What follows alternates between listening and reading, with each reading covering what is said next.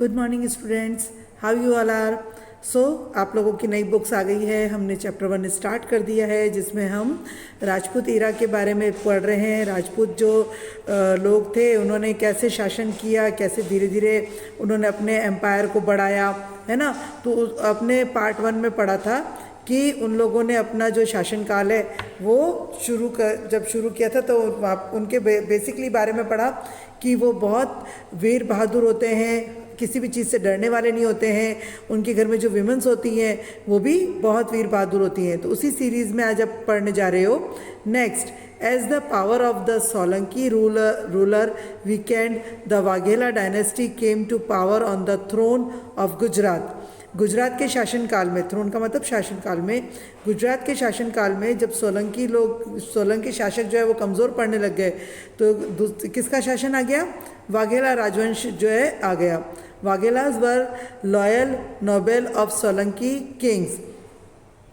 वाघेलाज के जो राजा थे वो बहुत लॉयल थे, बहुत ईमानदार थे। Solanki kings gave village named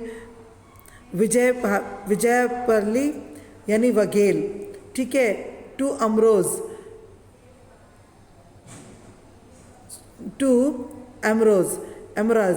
in return of their services. His decandid were called Vaghela after the name of the village. Originally, they too were of the Chalukya clan. Rulers like Virdhaval, Visaldev, Arjundev, Sarangdev of Vaghela dynasty ruled well in Gujarat. इन लोगों ने गुजरात के जो यानी north हिस्से में, कहीं आप पढ़ रहे हो तो राजस्थान और गुजरात के बारे में आप पढ़ रहे हो, तो गुजरात में वाघेलाज ने बहुत अच्छे से शासन किया। During the region of Vardhaval, Gujarat has efficient and skilled minister like Vastupal and Tejpal. मतलब बहुत अच्छा उनका मंत्रालय बन गया था, जिसमें जैसा वास्तुपाल ने और तेजपाल ने अपने शासनकाल में किया था। Because of the proficiency of these ministers, Gujarat could face the battle against the Muslim. इनकी प्रोफिशिएंसी को देखते हुए, यानी इनकी महानता, इनकी जो काम करने का तरीका है, वो सब देखते हुए इनको जो है किसका सामना करना पड़ा? मुस्लिम से जो है वो मुस्लिम से युद्ध करने का सामना करना पड़ा। Delhi Sultanate was established in Gujarat at the time of Karan Dev Vaghela, the last ruler of Vaghela dynasty around 1304 AD। Underline कर लीजिएगा। गुजरात, अगर आपसे पूछा जाए गुजरात के लास्ट रूलर कौन थे, तो वाघेला डायनेस्टी के करण देव वाघेला थे। Bengal was ruled by Pala dynasty in the middle of 8th century। पाला डायनेस्टी यानी जो पाला लोगों ने बनाया वो कहाँ पे था? बंगाल में। The dynasty was called Pal vansh of Bengal since the word Pala came after the name of the founder of the dynasty and his descended. This dynasty was founded by a king named Gopal. After the downfall of Pala dynasty, Sen dynasty was founded in 1095 AD। Vijay Sen was the first eminent king of the dynasty। घोषित जो थे वो कौन थे? विजय सेन घोषित किए गए थे इस डायनेस्टी के। तो आप इसमें बारी बारी से सब के राजवंश के बारे में पढ़ रहे हो कि एक के बाद एक राजवंश आते चले गए, जिसका जो है वो कमज़ोर पक्ष पड़ता गया, और जो गुलाम होते गए वो उनका जो है उनके ऊपर दूसरे लोगों का आधिपत्य, यानी दूसरे लोग राज करते चले गए। हिज सन बलाल सेन कंपोज्ड दान सागर एंड अद्भुत सागर टैक्सेस।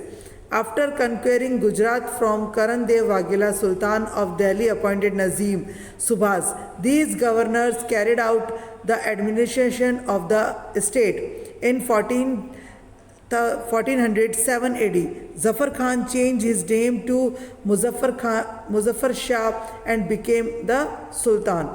तो फर्स्ट सुल्तान गुजरात का कौन बना था? मुजफ्फर शाह, जिसने अपना नाम चेंज किया था जफर खान से। There were 14 sultans in this dynasty, including sultans like Ahmad Shah, Mahmud Mahmud Begda Bahadur Shah. The Sultanate period came to an end in the 16th century with the beginning of Mughal rule in Gujarat. सल्तनत जो है वो कैसे शुरू हुआ था? मुगल जो राजा थे उन लोगों का 16th century से शासन शुरू हो गया था.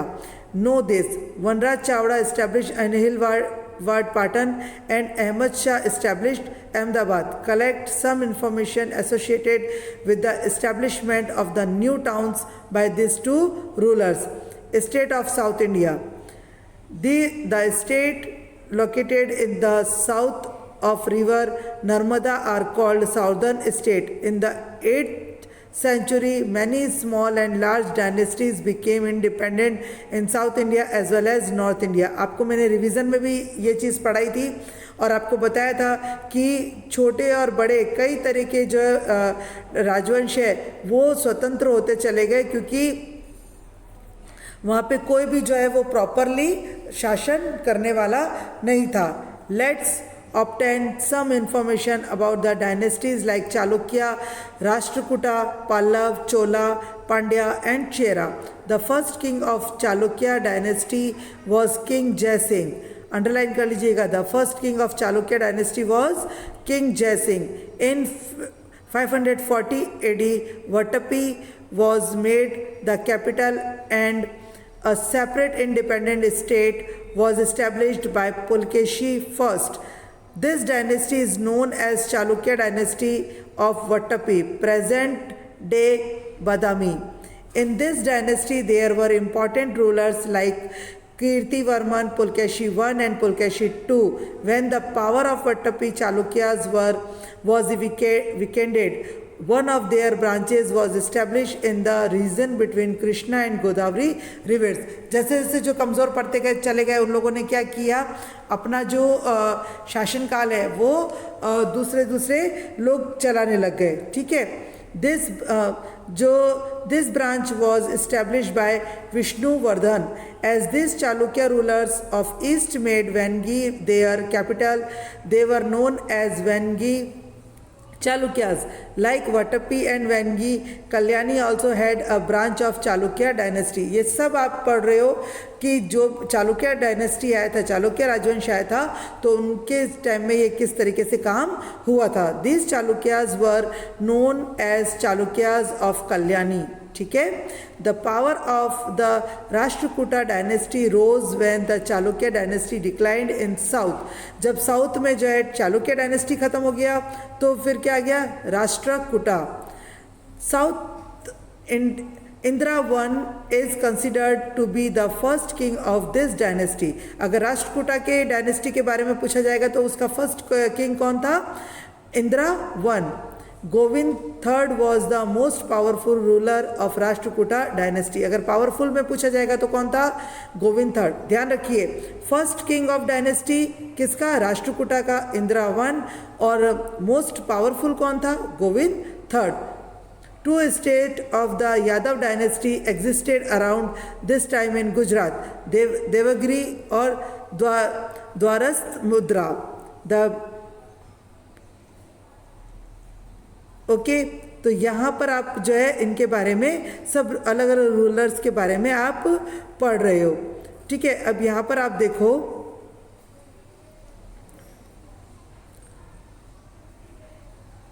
यहाँ पर आप देखो, है ना,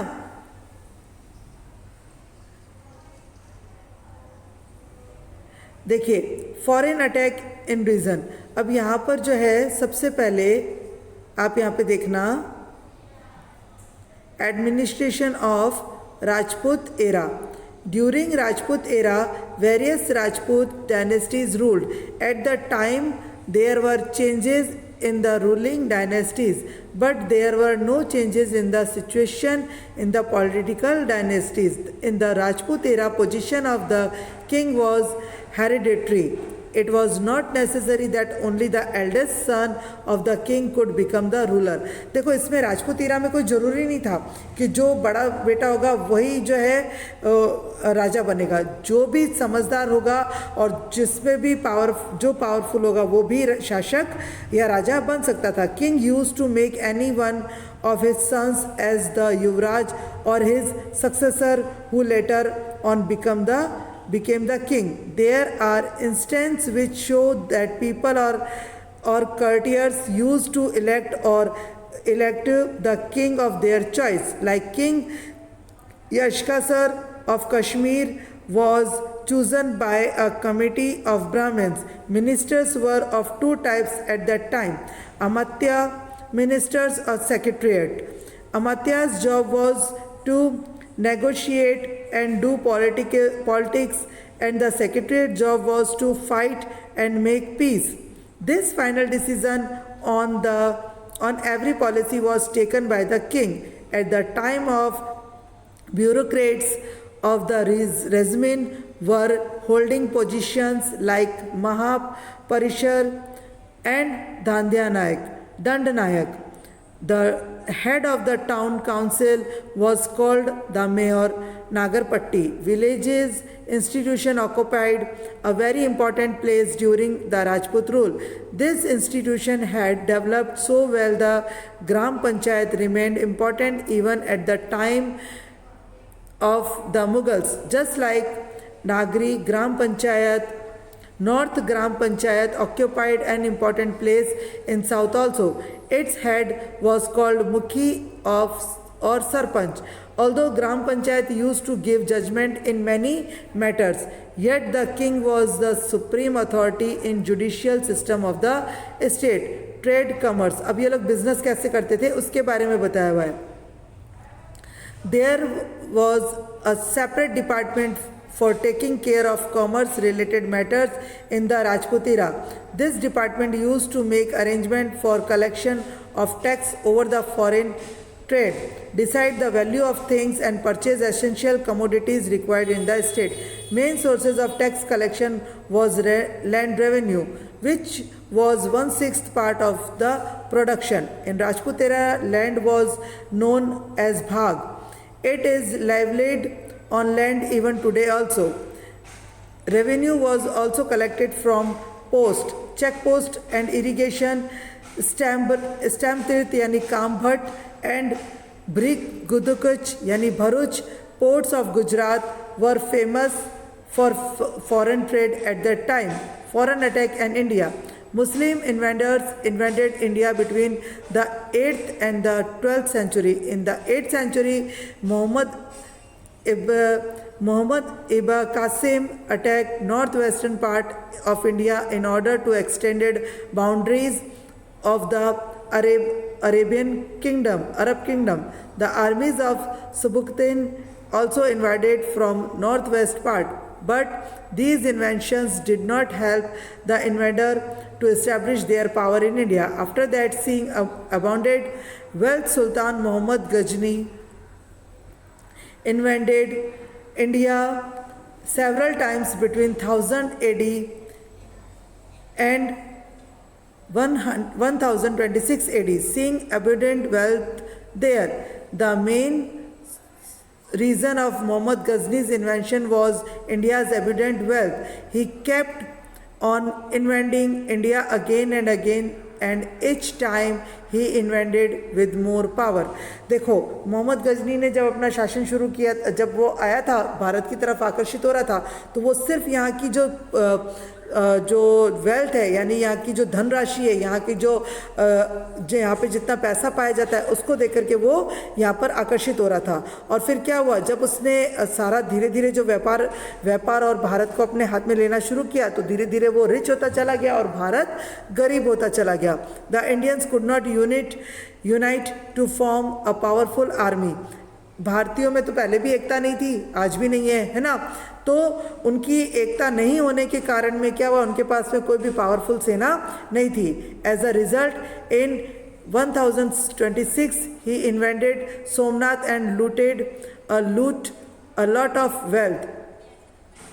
इसी के कारण उसने सोमनाथ पर अटैक किया था और सोमनाथ से बहुत सारा जो पैसा है या बहुत सारी जो जमा पूंजी है, धनराशि है, वो लूट करके ले गया था। India was invaded again from the same direction from where Muhammad Ghazni attacked about 150 years after the former invention. After the death of Muhammad Ghazni, there were battles among them for power in Ghazni, but our rulers could not take advantage of this weakness as the power was not stable. Consequently, Shahabuddin Gauri invaded India in the late